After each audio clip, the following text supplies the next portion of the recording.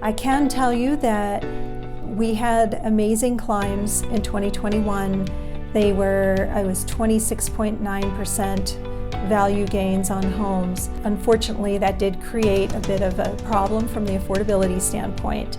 And we are still seeing that strong market continue. Looking back at January, that's traditionally a month where we don't have very many sales because in December over the holidays, people tend to take their homes off the market, so there's just simply not the inventory for people to buy. Now that we have moved through February and now stepping into March, what we're feeling is that there's a lot more people coming out of the woodwork looking for homes. I felt after the quiet in January and then February was again just kind of average. March, my phone's ringing. It's going to get busy again this spring. I can feel that.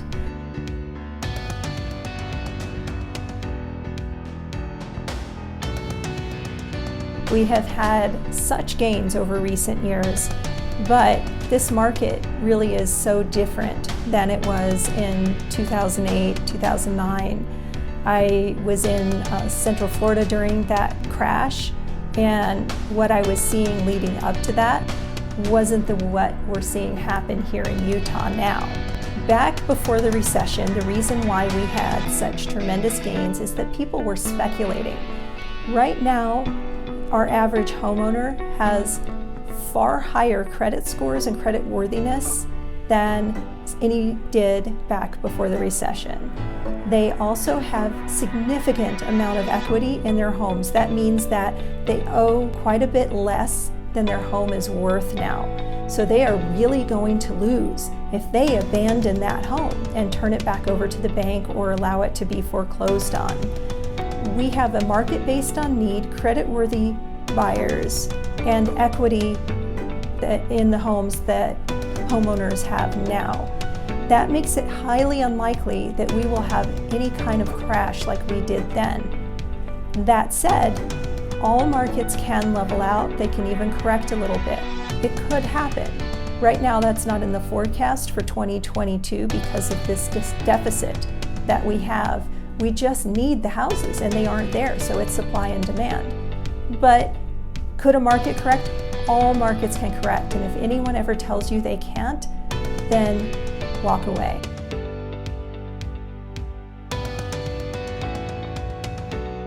It isn't too late.